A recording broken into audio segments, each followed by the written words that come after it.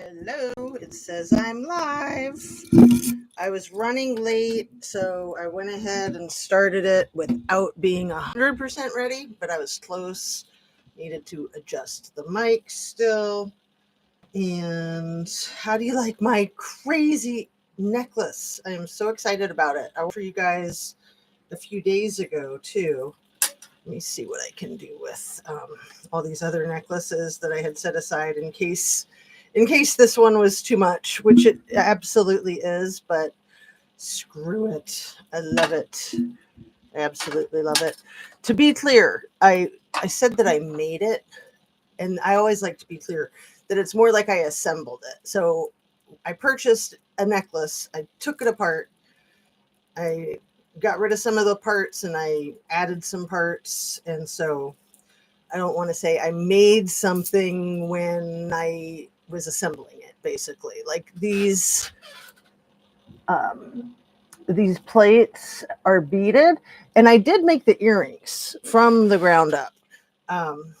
So I do a lot of beadwork, so I definitely don't want to ever take credit for beadwork that I didn't do. That would just be wrong.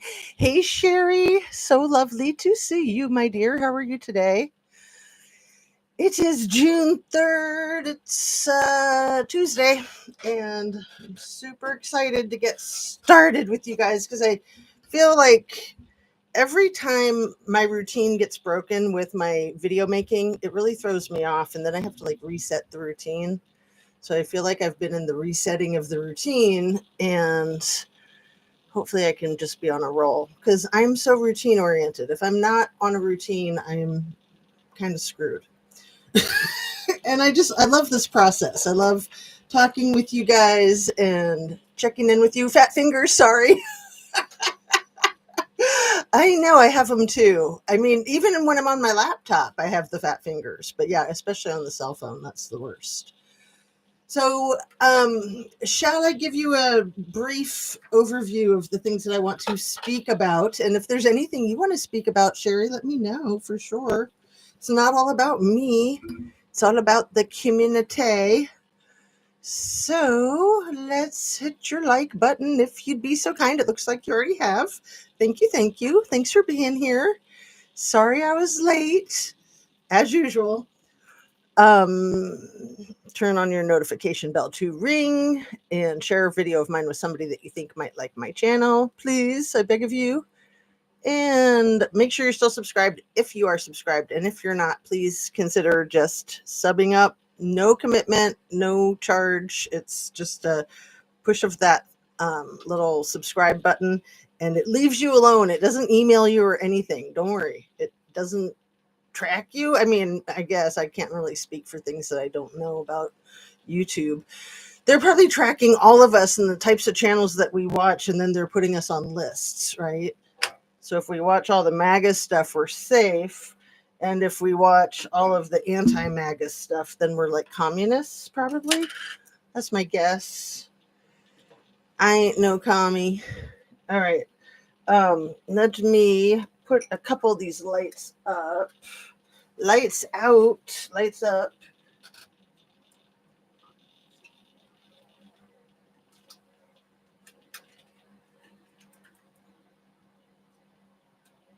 There. It's amazing how these little things make a big difference, in my opinion, anyway. And when I'm looking at the screen while I'm videotaping, I really dislike looking at myself. I mean, it's just kind of awkward. That's why you'll see me like looking up and over to the sides. Because it's like you're looking in a mirror, and dang, if that's not a little awkward, I don't know what is. But also awkward is showing off too much skin. And I'm definitely showing off too much skin today, but that was because it was really hot and the necklace. I just thought it went with the necklace really well. And since I've been doing my yoga, I'm a lot less self-conscious about my arms, although I am still self-conscious about my posture because I try not to stand up too straight, but I try not to slouch, It's a fine line. It's really important to have good posture. For many reasons, mostly health related, but having military in the family, military tends to overdo the whole posture thing. and you don't want to look like you got something up your rear end, right? Which is definitely, I mean, when you're in the military, sure, stand up straight like you're a freaking nutcracker. But when you're not in the military, you stand like that and it's just freaking weird. Unless you're a ballerina, then it's okay. And I ain't no ballerina, that's for sure. So I got one more little thingamabob. Should I put it back here and knock everything over with it? That's a great idea, isn't it? Let's see. I'll just see what I mean? See what I can do to salvage the this is so cute. It's a birdhouse, but it's like a little what do you call shed. I love it. I love goofy things like that. That's me. I'm a big goof. I am a big goof. I don't try to hide it. I embrace it. Embrace your inner goof, right? Okay, so the things I wanted to talk about today. Do you know of Kirby Summers, Sherry, if you're still here and you're able to type? And is my sound okay? I'm imagining that it is. Oh, look, we have 5 of us here. That's awesome. Thanks for coming in, you guys. And if you want to chat away. And if you don't, I respect that completely. Lurkers are always welcome. Trolls, not so welcome. So if you are a troll, like, be nice, pretend that you're not a troll, and then you'll get a lot further with your trolliness, in my opinion. But, what do I know? I don't pretend that I know things I don't know. Although it might sound like I pretend that I know things sometimes that I don't know, I really take it all with a grain of salt. So even when I'm really adamant about my opinion, I still take it with a grain of salt because those things change. And sometimes you're ill informed or, you're just really biased because of things, hashtag other things. That's one of my latest and greatest little trends that I do verbally on my own. Hashtag other things.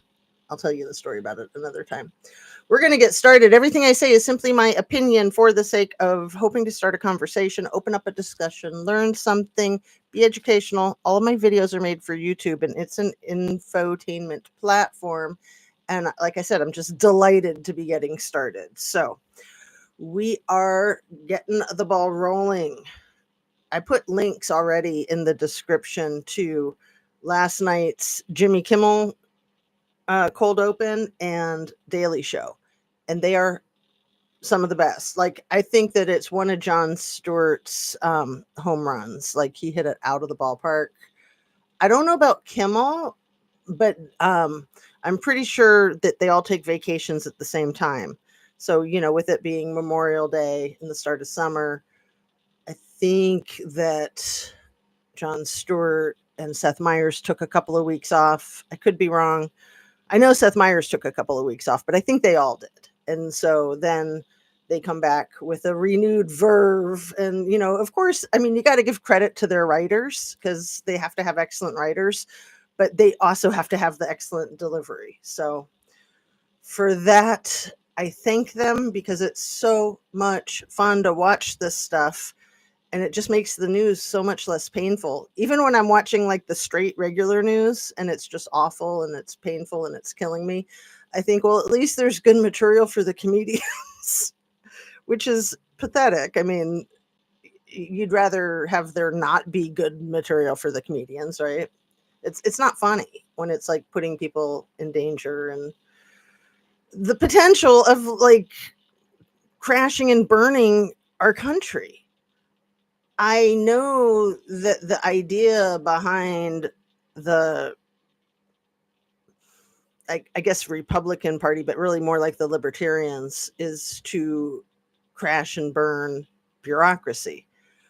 But you're always going to have a bureaucracy. Like anarchy, even anarchy, you're going to have a democracy, unless it's true anarchy, which then, yeah, you're gonna be one of these like fantasy Elon Musk warlord freak computer game cartoon characters that is just not realistic. And then you drive around in a cyber truck and everyone's out for themselves and there's no survivors. It's just like the sci-fi. You're the only survivor. That's like a um, Twilight Zone movie or Twilight Zone TV show where you're the last person alive. Like that would be a nightmare. Having all the money in the world would be a nightmare because all the strife around you. Like, unless you were going to be a very kind king and, set everybody up with food, shelter, healthcare, freedom, freedom of choices. I mean, it's the whole thing with the economy, with capitalism. The thing with communism is you don't have choices. You're told what your profession will be. There's only like one kind of shoe, there's like one kind of car. You don't select color. You just, if you need shoes, you get two shoes. If you need a car, you get a car. No choices. It's just what it is. I mean, that's true communism because they don't want to like clutter up everybody's psyche with so many selections. I mean, people from those types of countries, cultures come to America and they're just like, how in the world do you decide what brand of car to get, let alone what model and let alone what color? You know, sure, you go with what you like, you go with what fits because it's sort of like a clothing. You need your car to fit you. But I think most of us go with price, right? If the price is right. How's my lighting? It feels like I need something over here.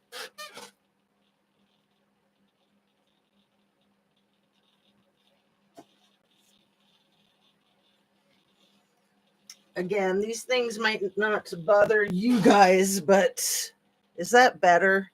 The blue does weird things. So that's a blue light that I'm trying on this side because I've been noticing I'm like too red, too pink. So you need the blue and the green to balance out the red and the pink. If you just use white light, you're screwed. That's how you get like all crazy washed out. And it's hard to watch. I find it hard to watch people that are using white lights, even if it's soft white lights. Anyway, who cares about the lighting? We are talking about the two insurrectionists today, the two insurrectionists that were pardoned along with the other 15 to 1600, but the two who said no thank you. And one of them didn't say it so nicely. One of them said no thank you. The other one said shove it where the sun don't shine. No. Their names are Pamela Hemphill. Sorry, Pamela Hemphill. I put wiki links in the description already, and I'm going to read those to you because I think it's fascinating. And Jason Riddle. I only just found out about them last night. It's interesting, interesting, interesting.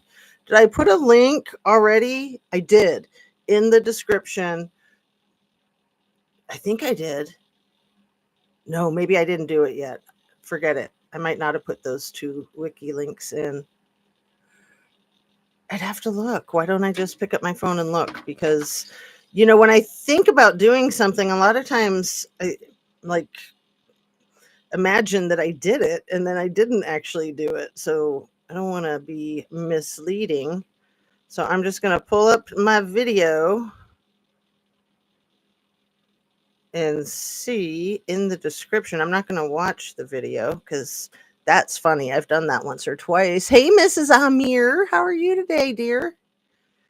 So there's my live book giveaway, Hillbilly Elegy by alleged couch humping. Here, I'm just going to read the whole thing. OMG. Yeah. I was doing some research on that too. Like, how did that whole rumor start about the couch humping? I turned the volume all the way down and then it went ahead and ignored that fact. Let's see. What do I have here?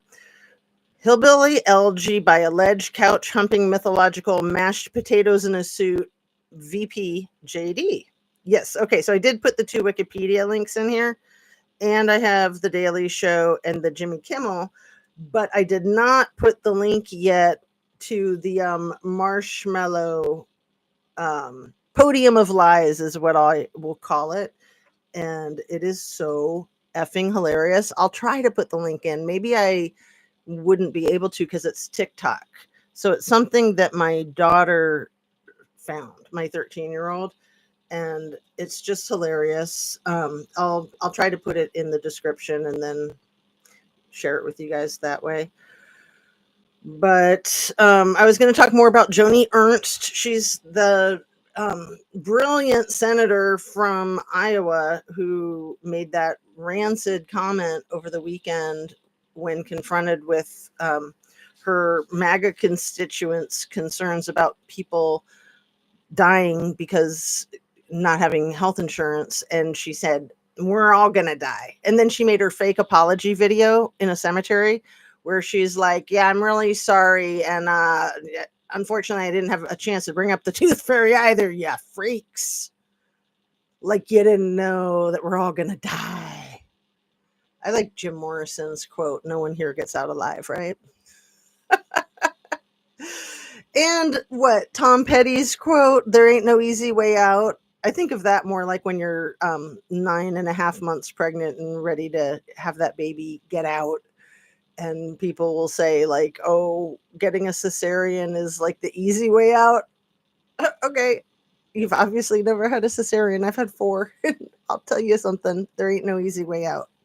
Getting surgery at the same time, recovering from surgery at the same time that you have to care for a newborn is not easy. So F off anybody who thinks that having a cesarean is anything less than having a baby come out what I call the old-fashioned way. I mean, both are valid. All you want is a healthy baby and a healthy mom, and anyone who has any judgment around any of it can F the hell off. I had a midwives with my first baby in Seattle, and that baby came out 10 pounds 7 ounces, and thank God for the blood infection that caused them to do the cesarean at the last minute after 36 hours or more of labor, because I don't want that coming out of me the old-fashioned way. 10.5 pounds? No. I've heard too many horror stories of people's bones breaking, trigger warning, tears happening. The surgery that they do to try to prevent a tear from happening is just like a cut. I can't even say it. Like I'm like what about Bob in that movie where it makes my mouth and my lips like freak out. Is it called like episiotomy or something like that? I'm like I can't even say it. Like I said, it's when they cut and get the baby out and then they stitch, and sometimes they cut and you still tear. Like I said, trigger warning. But people that don't have babies don't know about these things. And yeah, like those who haven't had babies think that women that get fat when they're pregnant are like lazy and stuff. Like screw off. Anyway, how do you say it? A PD. Is that it? No. What's it called when they surgery to prevent tearing during childbirth? Here, let's see if I can do that. Surgery to prevent tearing during childbirth.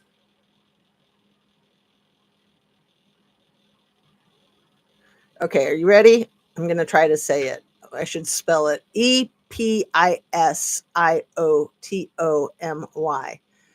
Episiotomy. I said it probably for the first time in my life, and I've probably tried to say it hundreds of times. It's a surgical incision made in the perineum, if you know what the perineum is. We don't need to go into that. Okay, it's a little patch of skin between the rectum and the birth canal opening. Okay, perineum. Most people probably know that. Surgical incision made in the perineum during childbirth. It is not a routine procedure, and it is not recommended by most medical professionals to prevent tearing. Instead, the focus is on natural stretching and minimizing the severity of tears. Ooh, because yeah, you can get that uh, surgery that I can't pronounce without quivering and then still tear. And that's going to be even worse because then they have to stitch you up and then you've got stinging and then you have to sit on a pillow that's called a donut. And again, you're trying to take care of a newborn as well as having this burning. Okay, enough about childbirth, right? We could all go on and on with our birthing stories, but we won't. We'll have another channel for that. So let's see. Episiotomy, episiotomy. See, I thought you were saying something about how the pee burns, JR Nana Boomer. Did anyone here ever have to get one? I've heard that they are like the worst. The only thing maybe worse from what I've heard to recover from is tearing and then having the stitches. That's a worse recovery, but that the recovery from the episiotomy is worse than the recovery from even a cesarean. You know, having your entire belly lanced open and pulling that baby out. Yeah, it's scary. Done with 2. I'm done with 2. So what I was saying is there's no easy way out, childbirth or the end of life, the beginning of life, giving life, and the end of life. There's no easy way out. So, everybody needs to make their own decisions. Mrs. Amir, Sherry, and Jazz, so lovely to see you. That zombie is freaky, JR Nana. It's funny. I'm trying to see if I can highlight it. It's funny because it almost looks like the Statue of Liberty, but it also kind of looks like a zombie, but it's just like a cartoon character, isn't it? It's a friendly cartoon character. I don't know if I had one or not. I've never heard it compared to a cesarean. So yeah, because I had so many, I tried to have, I wanted to do a VBAC with my second kid, and then he was getting too big. My OB said no, and I was like, yeah, I'm in full agreement. I concur. That was my plan all along, was to do a VBAC unless it was another 10-pound baby, then no thank you. And then Washington State was where I had my third one. And with the laws there the way they are, I was required to do a cesarean with the third one.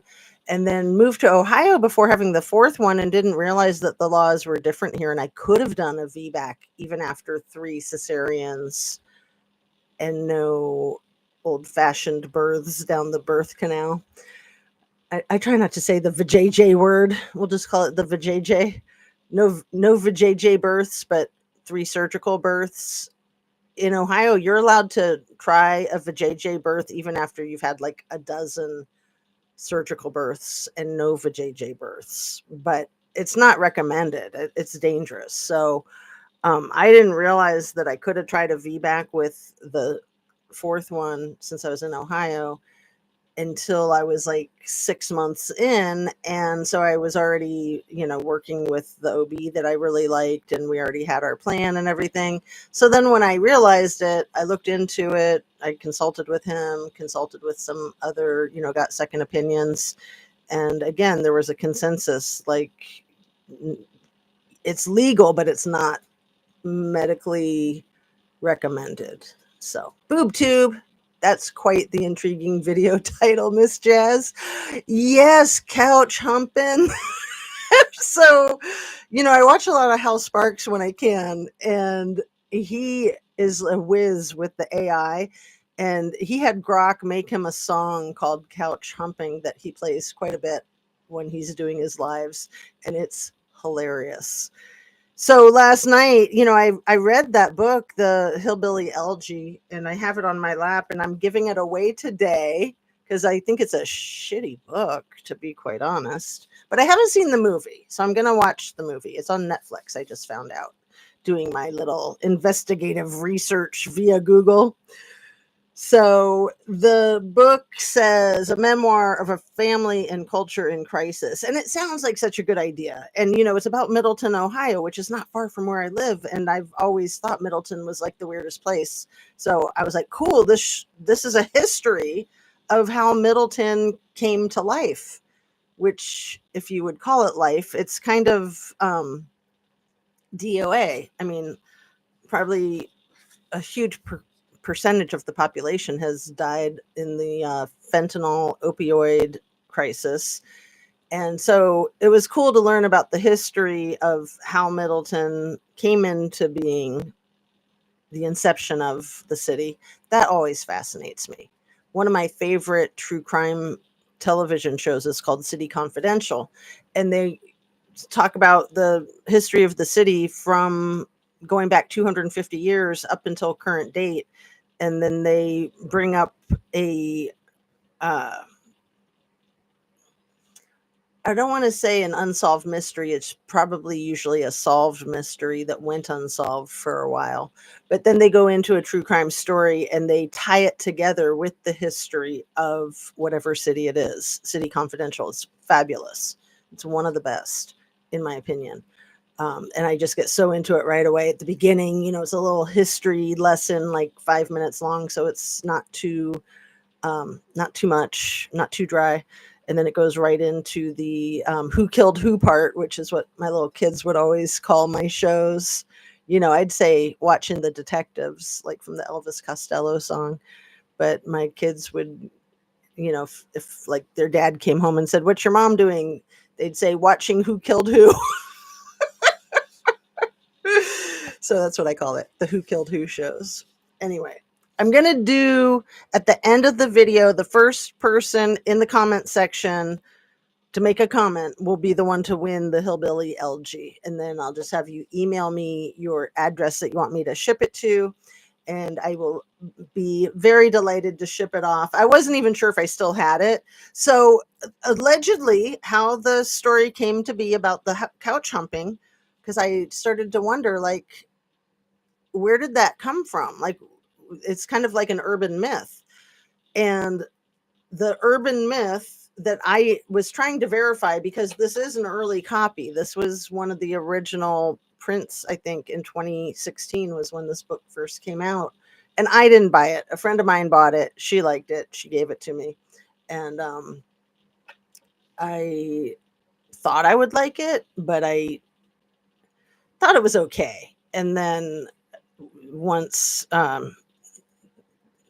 JD became our VP, then I was like, yeah, it's a horrible book. Horrible. So it says, if you Google, like, how did this urban myth come to be? It says that in the story, in the book, on page 179 to 181, I think, that there was a part about it. And I'm going to go into a little bit of detail of what I found on the internet, so you don't have to. Trigger warning, because this is perverse. It's, masturbatory. And, like, where did this come from? The whole molesting the couch thing. Okay. Apparently, in the book, originally, there was a description that he put in there of himself pleasuring himself with a couple of couch cushions and like I said, trigger warning again, last chance to log off. Couple of cushions, a latex glove, and then I'm pretty sure the latex glove, it said turned inside out latex glove, which is funny because it's like, oh, I guess, okay, now my brain has fully put it together. El disgusto. So if you're already pleasuring yourself and you're doing it with lube and a latex glove, and then you get really excited, and as you take the latex glove off, but you leave it on your other body part, and then you squeeze that body part really, like I said, trigger warning, last chance. Last chance. And then you squeeze your member in between the couch cushions. That's what it said was in the book, that he had this excerpt about that. That's where that started. So then he denies it and everybody denies it. The story, the urban myth is that it was in the book. He got a really bad reaction from people for that, so he edited it out of the book. So I'm thinking that it was either that's just not true, but then where did it come from?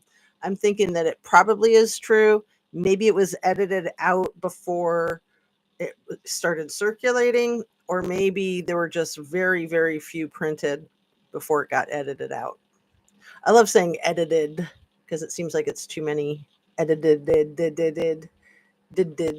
Anyway, that's the story. That's my interpretation of what I found online. So I looked in my book. Okay. I was like, do I still have that book? And I found it, which is a miracle because, things get all moved around.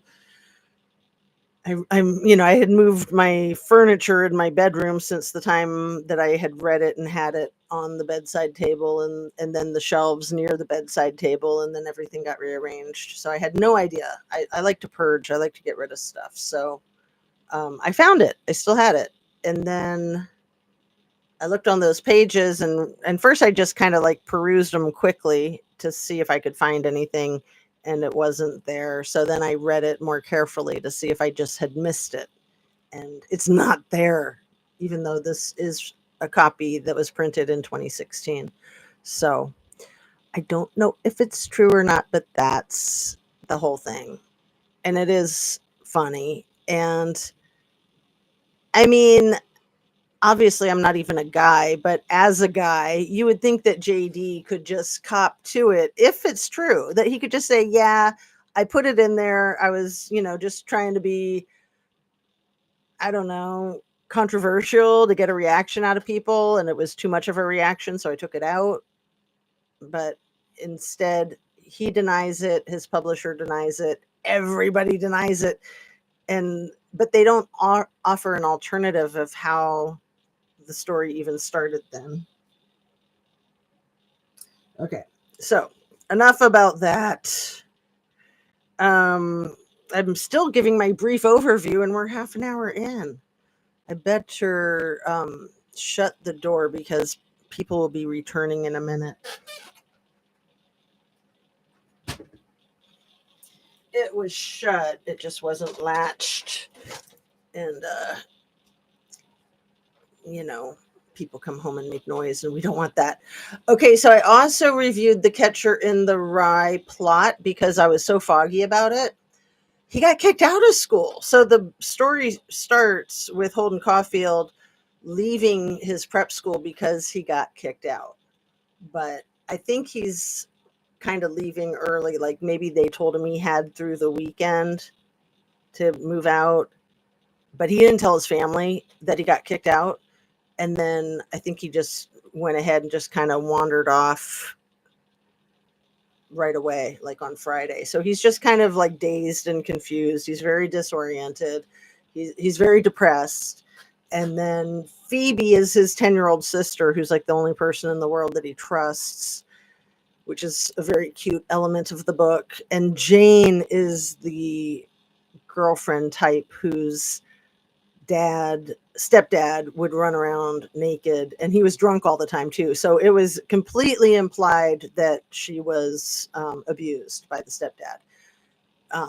Like that's not just me. It took me reading it probably 3 times at least before I caught on to that, because I was young when the first time I read it. I was probably in like 8th grade, maybe 9th, maybe 7th even. And so it just was like totally over my head. But there's something about the book that I just loved, because it just like sucks you right in.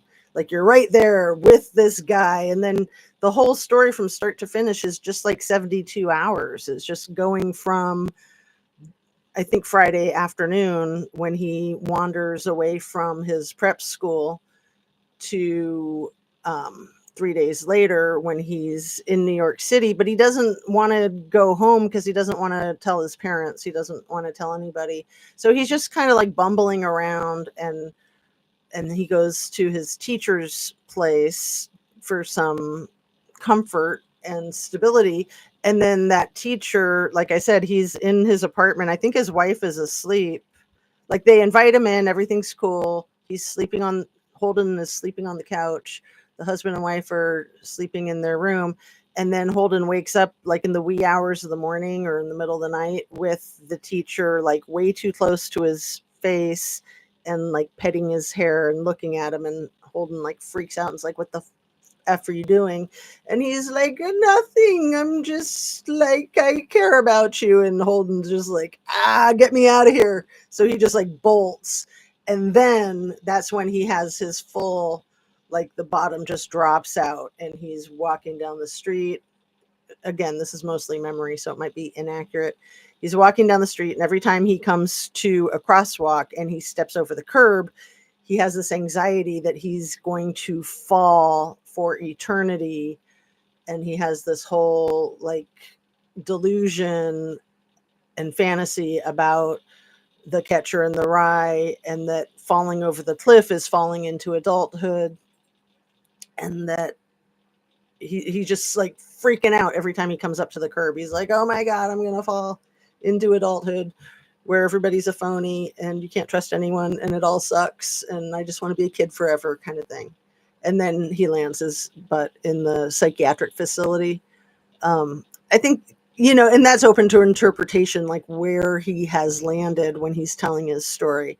But to me, coming from a psychiatric background and having worked with all kinds of people having um, psychotic breaks, I mean, that's essentially what he had, was a psychotic break that was precipitated by the failure, because he came from this like uber successful, wealthy New York New York City family, that failure wasn't an option. So he was losing his crap.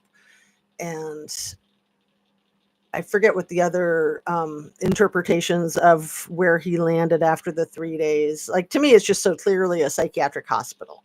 Like, I mean, it could be an ER and that he's talking to a social worker in an ER, but I think he's like practically in a straitjacket already, and that he's talking to the first therapist or employee that he's speaking to once he kind of lands and comes to, when he's probably put in a psychiatric hold, probably put in a 72-hour hold. And then, the whole PTSD thing, because of what happened with the teacher and what happened with this girl, Jane, that he was like kind of in love with.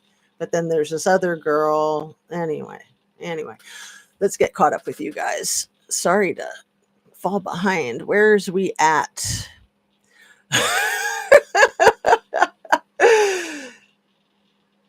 I had a episiotomy with my elder son. Healed pretty quick, maybe because I was young. Second VBAC.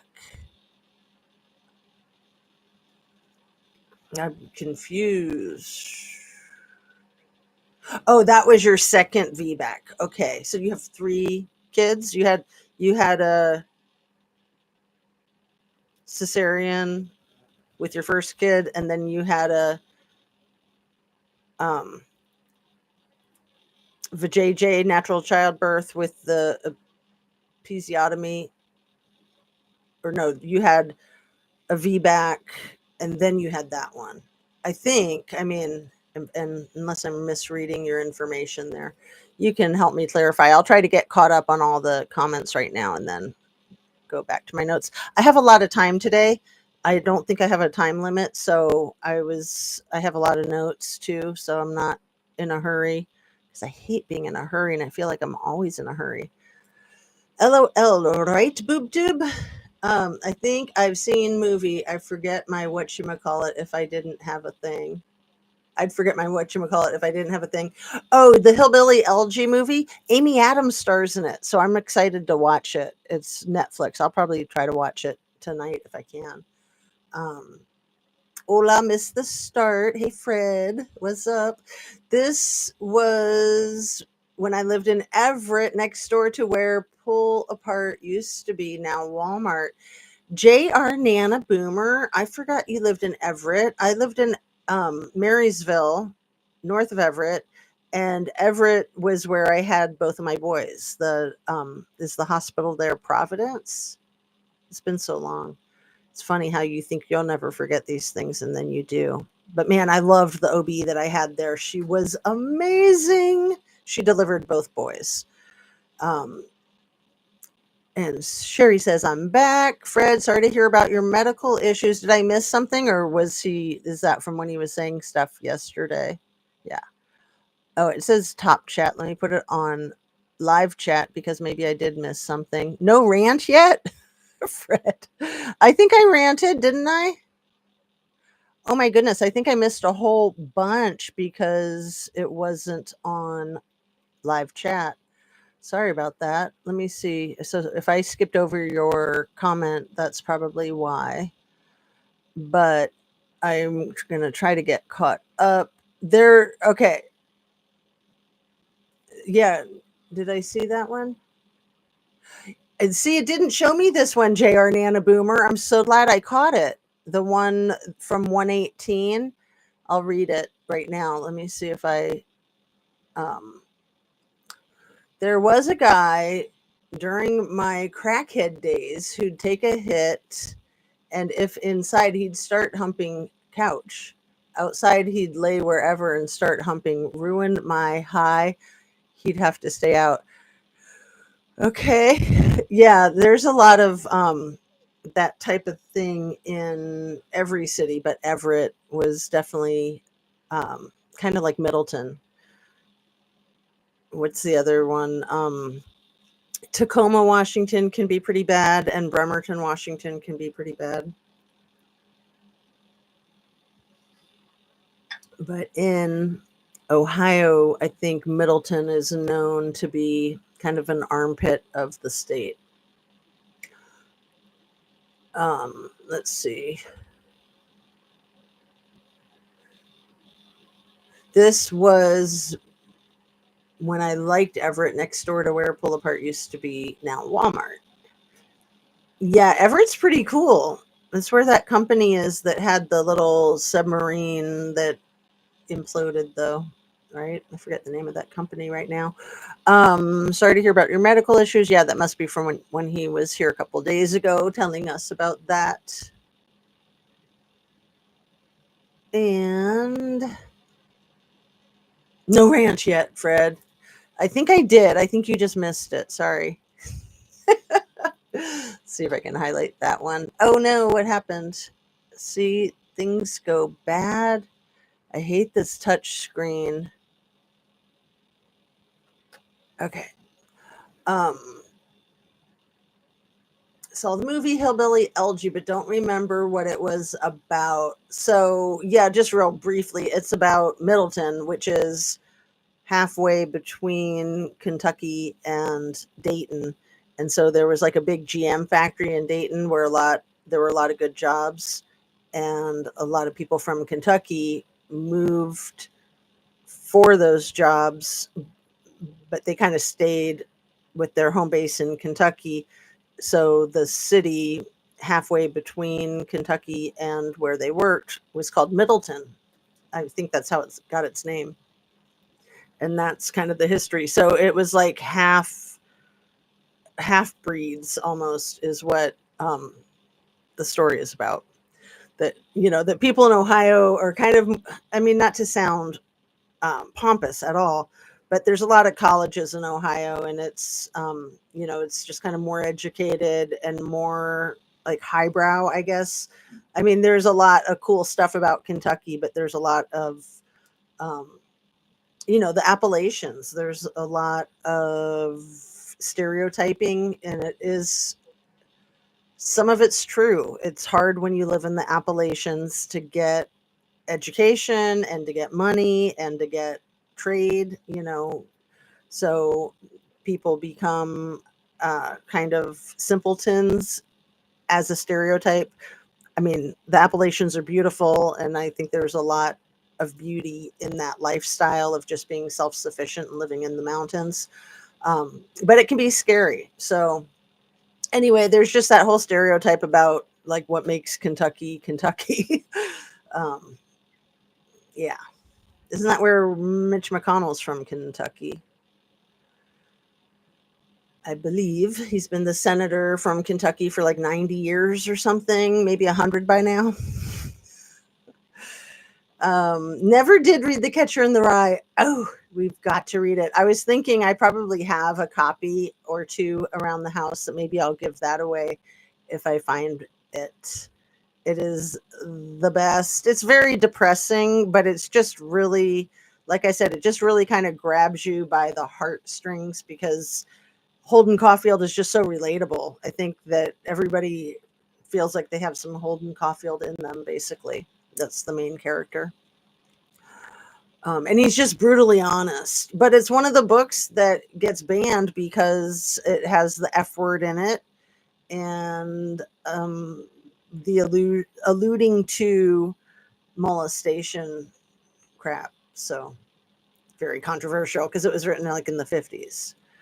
Lived in Edmonds and Arlington. Fred, yeah, I think we've had this conversation. So my husband had his first law enforcement position in Arlington, Washington. And yeah, that was kind of like a Breaking Bad kind of town at the time. There was a lot of trailers out yonder with meth labs in them. So every shift he pretty much had to deal with a corpse. Sorry, trigger warning. And Edmonds is much cleaner. Not like the Breaking Bad. Edmonds is pretty cool. I did a really awesome art show in Edmonds. You know, I would sell the jewelry that I made, like the beadwork stuff, at different art shows around Seattle. Like the best one was the Bellevue Art Show. Was that what it was called? Bellevue Art Festival? Something like that. It was like the bomb. You know, there was like folk life, and the Edmonds one was really good too. It was good for me anyway. Financially, I would cash out at folk life, Edmonds, and Bellevue. So that was awesome because I mostly did wholesale, but some of the retail was cool because then I'd get twice as much per pair of earrings. It was mostly earrings I sold. I did some other like barrettes and bracelets and necklaces, but you know, earrings were the thing. Like these earrings would have been $50 back then, at least. And this is like going back to like the 80s. The 80s is when I came up with this design, and it was one of my more popular designs, and I continued it all the way. I stopped doing the business in the 90s when I started graduate school. Um, but yeah, $50 for a pair of earrings like this. And I mean, people paid $50 for earrings back then all the time. It was crazy. I don't think people would these days. There's there's been such an influx of all of the imports from Japan and stuff without the tariffs. So, you know, that really hit some businesses hard, just all of the imports. So, anyway, yes, yesterday, I think on Fred, or was it yesterday or was it a couple of days before that when we were having that conversation on Fred's health stuff? I lived on 13th across the street from Providence. My grandma spent 3 months in freezer at Providence while looking for her 91-year-old sister who was on safari, needed signature to release body. Wow, J.R. Nana, you have a fascinating life story. I've never heard of anything like that. That is wild. Um, Even though my sister was her guardian, didn't know that even though she was guardian, next of kin was required. That is so freaking wild. And see, that goes, I'm sure that goes state by state. And Washington is kind of Neanderthal. Like they have their own set of laws that's completely different from the rest of the country. And I say that with the utmost respect for Washington because I love Washington State and I really love the laws there too. when I first moved there, having been primarily from DC and California, I just couldn't believe how young everything was. Like the whole state had only been settled for like 40 years when I moved there in the 80s, like literally. And then it's still like that. I mean, things just aren't very old there. And they have all of their own laws. There's such a lot of Native American reservations, and the Native American reservations, they are sovereign nations. So it's just very different. The only state I think that has laws comparable to Washington state is Alaska, at least for the mental health laws. Like the mental health laws were completely different in Washington state than the entire rest of our country, except Alaska had the same type of thing with the crisis and commitment evaluations and mental health professionals. Okay, download it on Audible. Love all your jewelry. Thank you. I do too. I just go nuts for it. Believe it or not, I went through a phase around the time I was living near Everett in Marysville. Yeah, like after graduate school, when I quit making the jewelry, I started to do just like small jewelry. Like all of my necklaces and earrings were like super tiny. I got into this super tiny phase. And it's only more recent that I've like this is like the biggest necklace I've worn in forever. And these earrings, I probably went 20 years not wearing them. Like this is an original pair from the early 90s, and they look brand new because I hardly have ever worn them. Um, let's see. I worked at Beacons Moving and Storage on 95th and Aurora in Seattle. Yep, that rings a bell. 95th and Aurora. Wow. Rough area, rough district. Hope you feel better, Fred. BoobTube says, I don't know. It's a new day. LOL. I know. I'm kind of like the blank slate every day. I feel like Dory from Finding Nemo. Just every day is like new. Like every time I come on a live, I'm sort of like clean out all thoughts from my head. That's why I have to have my notes. Sometimes I can do it without looking at my notes, but for the most part, I really, I'm just so in the moment. So if I had things that I really wanted to talk about, if I don't have them written down, I'll probably forget what it was that I wanted to talk about. Or I get carried away with other stuff and then forget to go back. I hate it when that happens. That happens too often. Our landlord lived in beautiful Edmund's house above the tracks that wrapped around the sound. Her husband was Bob Hope's best friend. I used to live on Loomy Reservation. Yeah. I've been to the Loomy Reservation. And yeah, Marysville across Interstate 5 is what is the name of the reservation there? It's been so long. It's right on the tip of my tongue. Oh man, that is hilarious. I want to say it starts with a T, but and my grandfather was actually born there, but I didn't know that for the longest time. Let's see, Marysville, Washington. Let me just do the thing. Marysville, Washington, Native American Reservation. Is it Tulalip? It is. I got it right. See, like I have to have my Google in order for brain to work. Tulalip tribes. Yep. Okay. So yeah, half of Marysville is Native American Tulalip reservation land on the west side of Interstate 5, and then the east side of Interstate 5 is like white bread.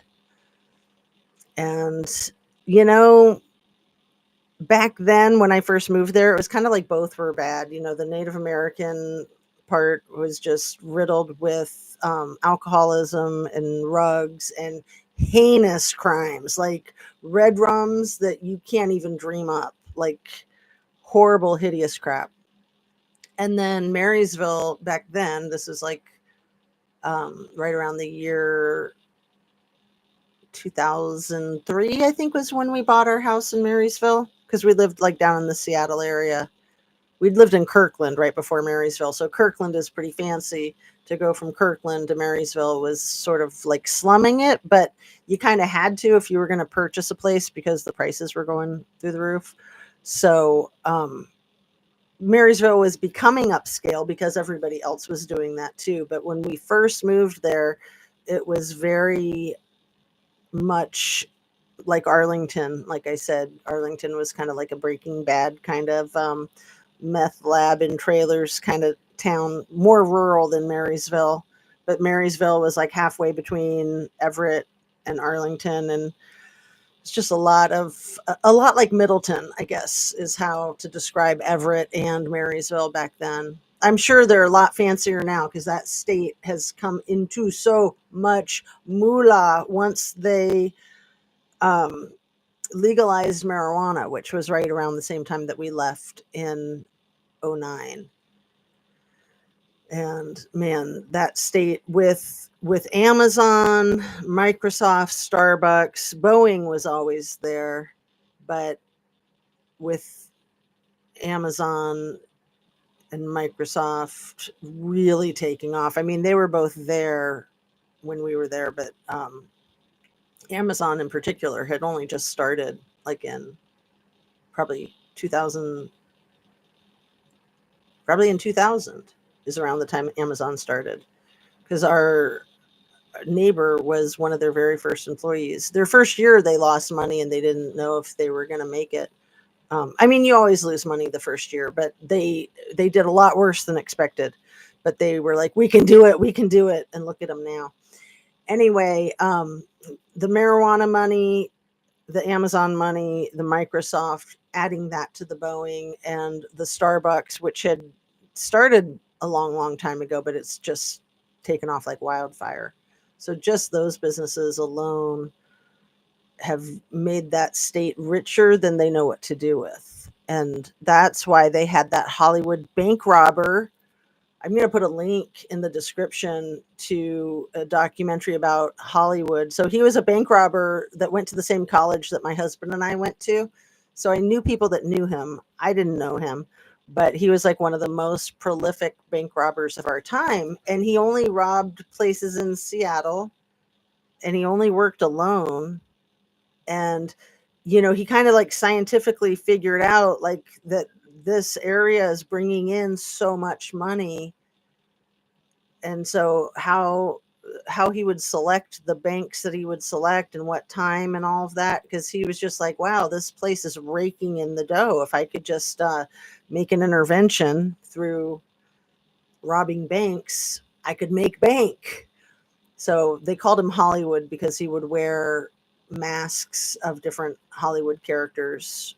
One of them was a Ronald Reagan mask, I think. But anyway, the master of disguises. And he lived in this glorious treehouse that was like Swiss Family Robinson. And, it was like a house, but high up in the tree. Like I said, I didn't know him. But in watching the documentaries, I see people that I knew from Evergreen that hung out with him, because he kind of had like this whole, he was almost like a cult leader. Um, because he would need people to like look after his treehouse when he'd be traveling the world, spending all the money that he made. And he was really generous, and I think he would give people $100 tips all the time, so everybody loved him. Nobody knew what he did for money. People just knew he was loaded. So, let's see. To Layla J. Our Nana knows my niece got her master's in math in Washington and lived in Tacoma, but I don't know the name of the college. Yeah, there's so many good schools out there. So the University of Washington is one of the most prestigious in the area. And there's like the University of Puget Sound, but that one is in Tacoma. Um, Pacific Northwest University, Pacific Lutheran. There's just so many.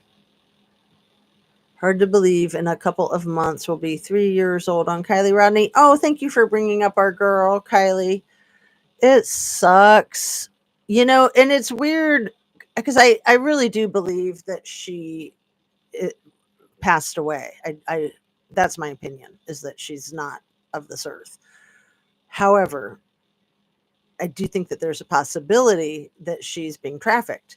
And in that concept of being trafficked, P. Diddy has always been at the top of my list of somebody who might have had designs on her and access to her, kind of like R. Kelly. You know, they would prey on fresh, young, new artists. Like they would scour the edges of the earth to find the youngest, hottest, most vulnerable talent, and then they would prey on them. So, especially with her recording of Far Away on SoundCloud, I mean, she would have been on so many people's radars already because of her musical prodigy, just being a prodigy and being kind of a performer for the lodge. I mean, I don't know how much other performing she did around town and how much other recording she did, but that one song on SoundCloud could have exposed her to somebody like R. Kelly or P. Diddy that could have her in a underground Handmaid's Tale nightmare. Or not. Maybe those things don't even exist, right? Let's hope. High winds and Canadian fire smoke here today. Storms predicted tonight. Ew. Well, those storms will be coming my way shortly thereafter, then, right? Today's Tuesday. Yeah, I think we're expecting storms on Thursday. The last time I looked. Let's see what it says now. Yeah, it still says Thursday storms. But yeah, we've had a pretty cool season so far. And today is 85. Tomorrow is 85. Yesterday was like the first kind of summer day where you could actually go to the pool. Not that I'll be doing anything like that, but when the kids were young, that was like all we did all day, every day in the summer was hang out at the pool. Not our pool. We have a neighbor across the street with a nice pool, and then there's like the community pool. There's like two community pools, one indoor, one outdoor. And I do hate the sun, so try to stay away from the sun. I was just thinking of that Anna B says about Kylie. Yeah. I mean, what's up with the whole Mexico thing? What's up with the whole all of those professionals, all of those hours? Just the other day I was thinking about how they had that whole part of the forest basically, I don't know if it was roped off physically, but abstractly it was roped off when they were doing the search, and they were like, don't look here, and it was like this giant area. Like, why would you not look there? I mean, if somebody's kidnapped, a lot of times kidnappers will hide people in the woods. Like that's what they did with Elizabeth Smart. I actually have a friend in the area who was kidnapped when she was like 11, and her kidnapper kept her in the woods across the street from her house for like 2 days. She could see her house. It's crazy, crazy. That was back in the 70s. I won't go into it. But yeah, I mean, hiding people in the woods is, or if she had gotten lost in the woods. I mean, people get lost in the woods. There was that woman who got lost in the Sierra Nevada woods just like last month. That 27-year-old. Let me see what Google says, because I talked about it just a little bit, and I had wanted to talk about it more. Not necessarily today, but let's just see what it says. I think she was 27 and she was from Alabama or something. Let's see. Woman lost in Sierra Nevada for weeks. Tiffany Slayton was reported missing 3 weeks ago after going on a hiking trip in the Sierra Nevadas. Officials said Friday it was a miracle that she was alive. So that was May 17th. So it was only a couple weeks ago. A Georgia woman, Tiffany Slayton, found alive after being missing for nearly 3 weeks. I am just so curious what the whole story is. Like, yeah, people can just get lost in the woods. That's entirely possible. It's almost happened to me at least once, maybe twice, because I used to hike in the woods a lot, and I always felt confident that that was not even a remote possibility. But it happened once in Portland, Oregon. It was very scary. And it was weird because we started our hike from the city. And so we were just like, how in the world can you get lost in the woods in the city? Only in Oregon. Okay. Um, she had been on a solo camping trip and went missing while trekking in the rugged, snowy terrain. Slayton was ultimately discovered in a cabin at the Vermilion Valley Resort near Lake Edison.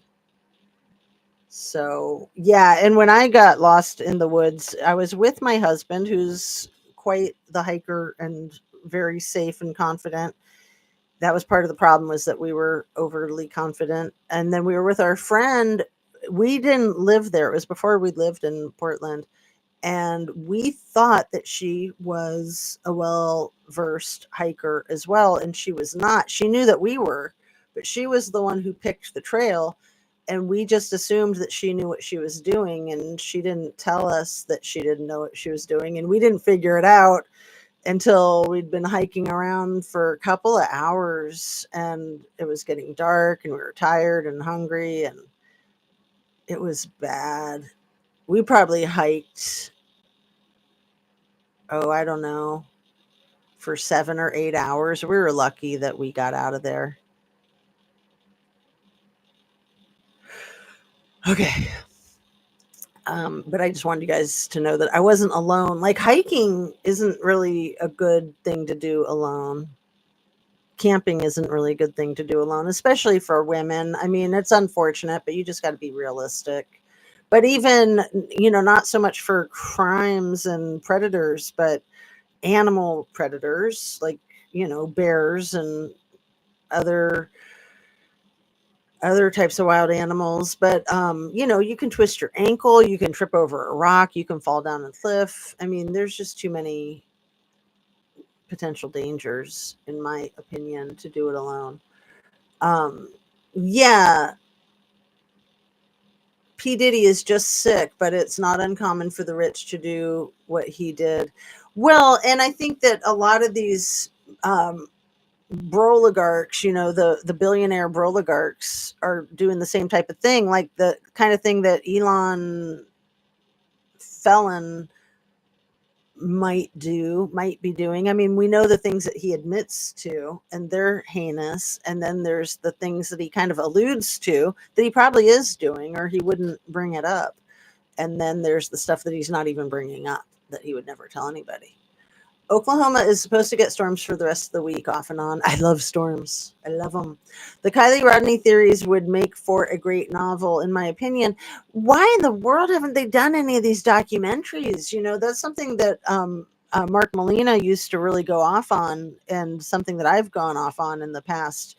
You would expect Dateline in 2020 and 48 Hours and investigative discoveries and City Confidential and all of these unsolved mysteries type of who killed who types of story forums. You would expect that they would have this covered, sort of like Sherry Papini or the Watts family. It's really weird that there's not a single documentary about Kylie Rodney. And I think, in my opinion, that's because of the people that were involved and the connections that they have with the media. So, yeah. 50 Cent is working on a documentary called Did He Do It with, I think, Netflix. And there's no date of when it's going to be released, which is very reasonable because the trial's not over. And it just makes me think of all of the Idaho 4 documentaries that have been made from start to finish, basically saying who done it and exactly what happened when nothing's been proven in a court of law. That's twisted. And that seems like, why aren't the judges holding the producers accountable? Like, there's a freaking gag order, but yet they're allowed to make these highly opinionated documentaries narrated, where they're telling the narrative the way their very slanted opinion is. That's just more of the effery as far as I'm concerned. Kylie Rodney theories would make for a great novel. Yeah, man, I hope that she is not deceased, but I can't imagine that she's not. But what a sad, sad, wasted life of a beautiful young person. I mean, she was just a kid. She was not even 17. She was 16 still. Just about to start her life, really. I'm allergic to the sun, not a joke. It's my autoimmune. Yeah, I'm practically allergic, Annabise. I just fry.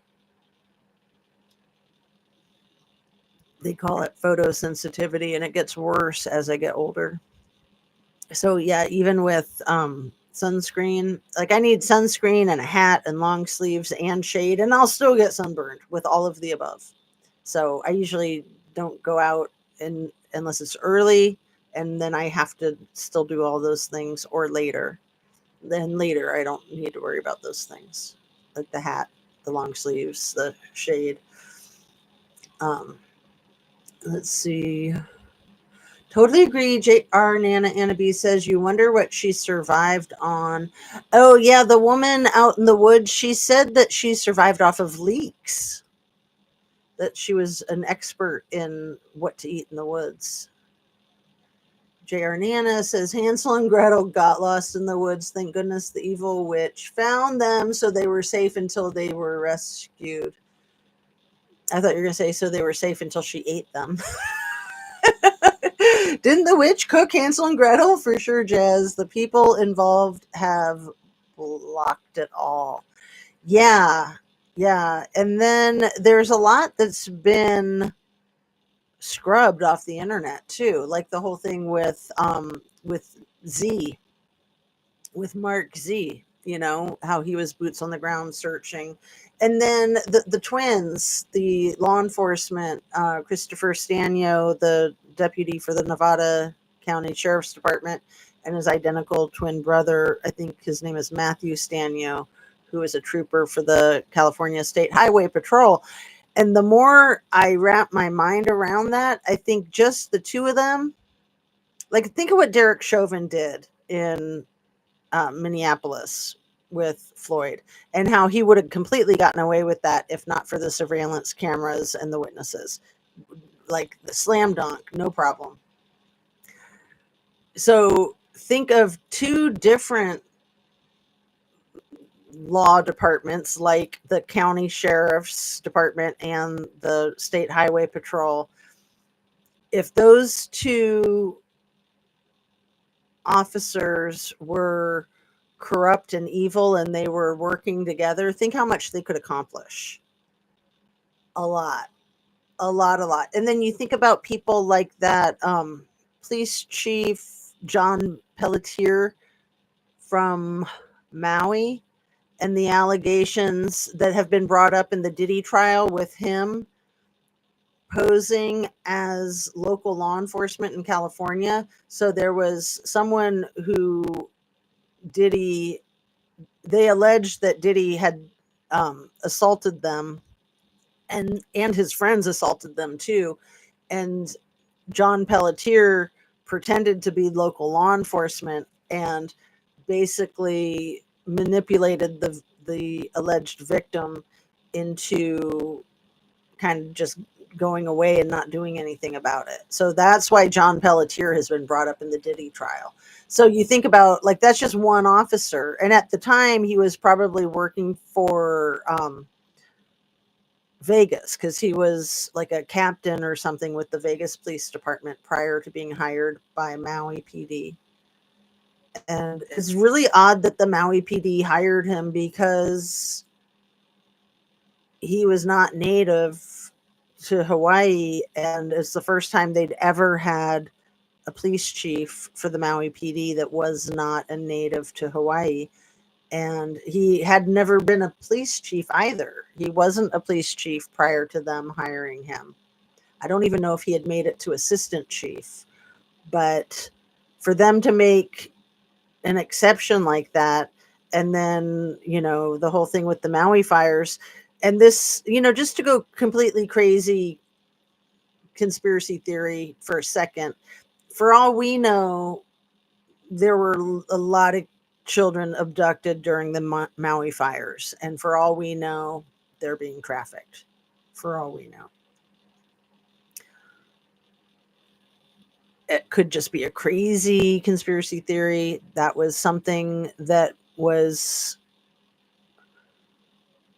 talked about a lot in the beginning, and it seemed like there was evidence of that. And then, it got scrubbed, it got cleaned up, it got poo-pooed.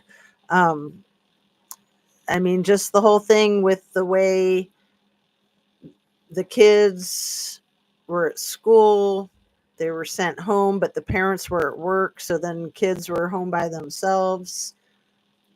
And then the parents couldn't get to the houses where their kids were, and all of the things with the school buses. And then when after the fires and after the fallout, and then them trying to track the children and see who was re-enrolled, and there were a lot of children that are still unaccounted for, in my opinion, that it might just be that they haven't been able to track them down, but I don't know. Anyway,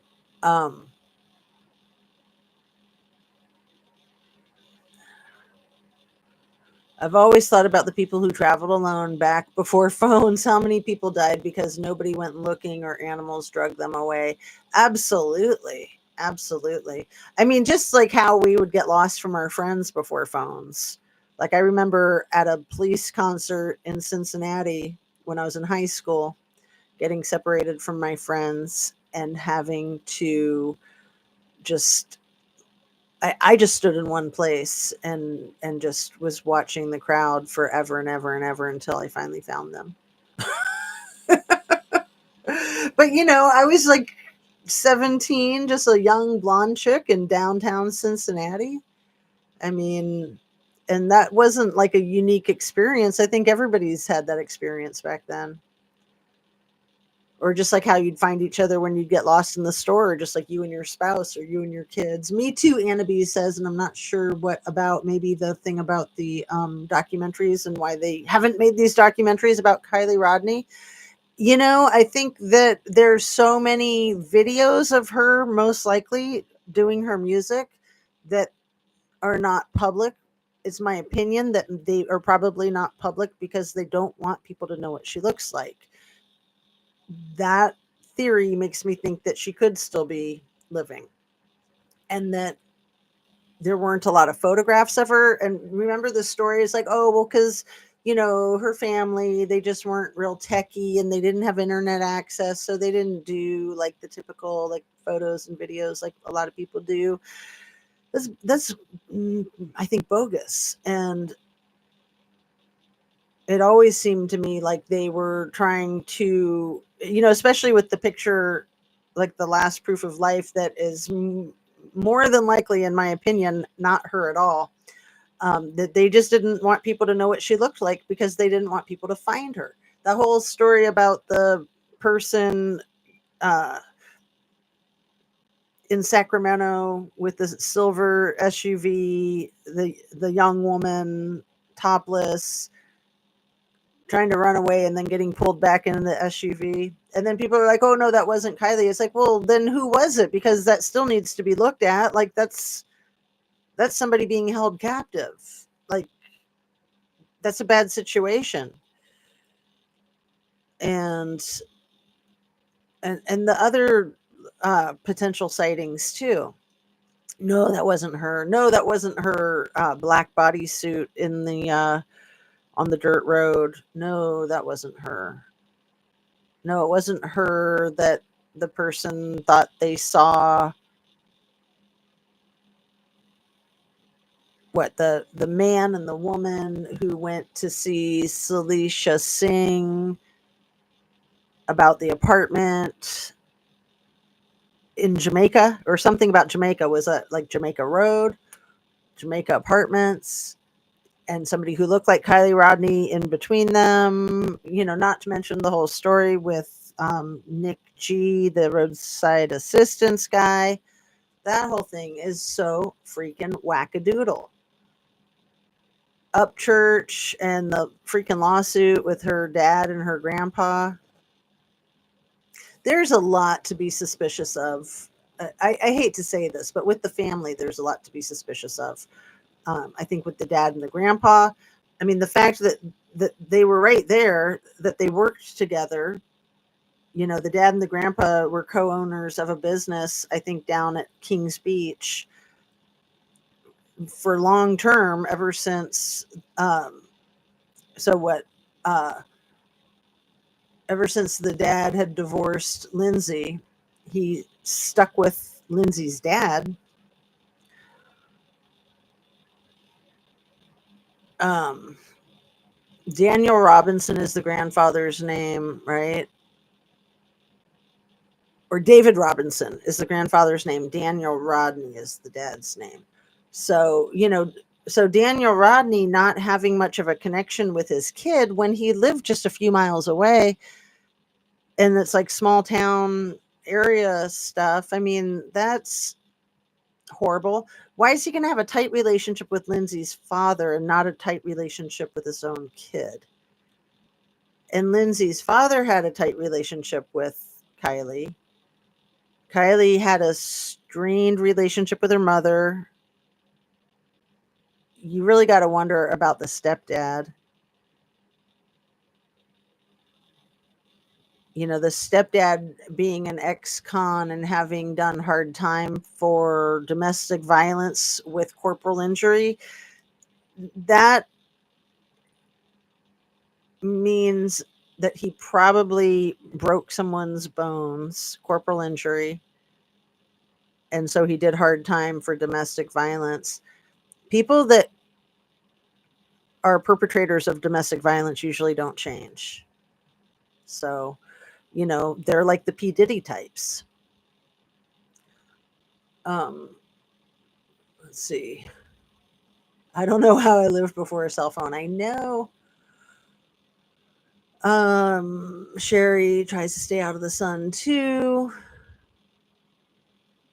That picture was Sammy. Annabee says Shannon Mark proved that. I believe the topless girl running was Kylie. I'm with you 100% on all of that, Annabee's. I believe that Shan and Mark proved it too. And I would say through their research and determination that I feel like I was able to prove it to myself too. I mean, just looking at so many photos of Kylie, so many photos of Scammy, and then that photo was not Kylie. That was not her nose. That was not her hair. That was not her body. That was not her chin. I mean, even like that weird mark that is on the cheek. I think it's kind of like a dimple, and that's Scammy's dimple. And yeah, I believed when they said that that was a picture of Kylie. I did think immediately the very first time I saw that picture, like, wow, she looks really different in that picture than any of the other pictures. I definitely thought that from jump, but I didn't think for a second that it wasn't her. I just thought, huh, it's a surveillance camera. She's not aware that she's on film. It's a still shot from a surveillance camera. But like, why would they not show that effing video? If they're looking for this lost person, they'd be showing the video. They'd be showing a clip. They'd be showing different angles. Yeah. Freaking bullcrap. Absolute bullcrap. Um, I don't believe Tony and Lindsay had anything to do with it. Daniel and David are sus. That's wild, Anna Bees, because I think that it's just my opinion that more people would be suspicious of Lindsay and Tony than they would be of Daniel and David. But yeah, I'm a little more sus. I used to be a little more sus of the mom and the stepdad. Now it is reversed. I'm a little more sus of the father and grandfather than I am of mom and the stepdad, but I'm still very suspicious of mom and the stepdad. And I'm also still very suspicious of Jägermeister. Not that I necessarily think he had anything to do with it, but I think that he knows so much more. I mean, all of them know. All the freaking whole community basically knows. It's like a open secret, right? Upchurch did a rant Saturday night, talked about how people should be looking out for traffickers. Oh, but he didn't mention her in specific, JR Nana. Because, yeah, I haven't been watching him lately, but I started to watch a little bit of his stuff recently. I'll check it. I'll look out for that Saturday night. Totally agree, JR Nana. Ladies was off for time. Did you see Paul Miller married? Uh-huh. Thank you for bringing that up, Mrs. Amir. JP Diddy is what I like to call him. JP Miller married Susie Skinner, I think over the weekend. Is that right? Today's the 3rd.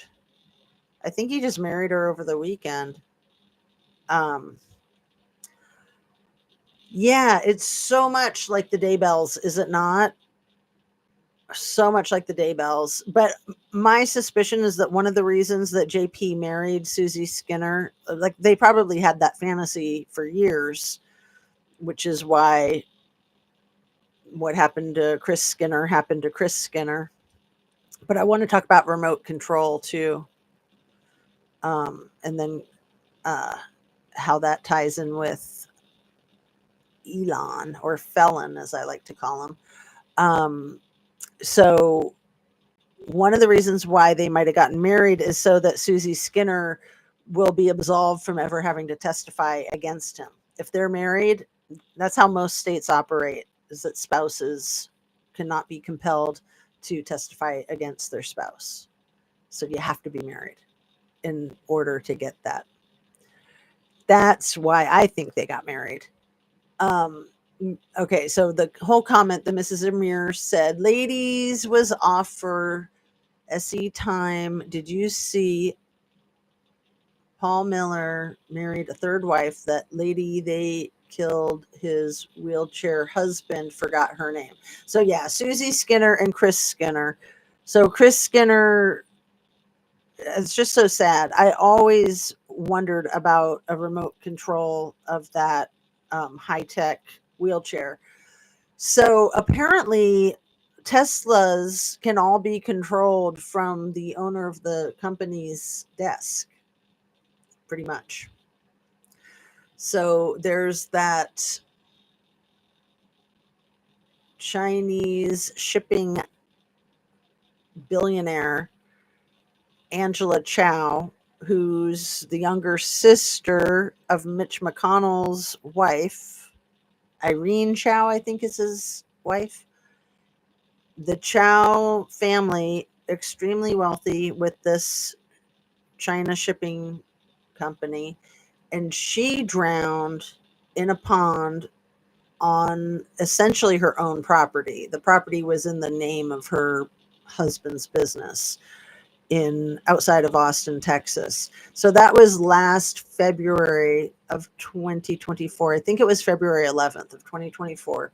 And she was just like getting in her car just to go from like the guest house to the main house, or from the main house to the guest house.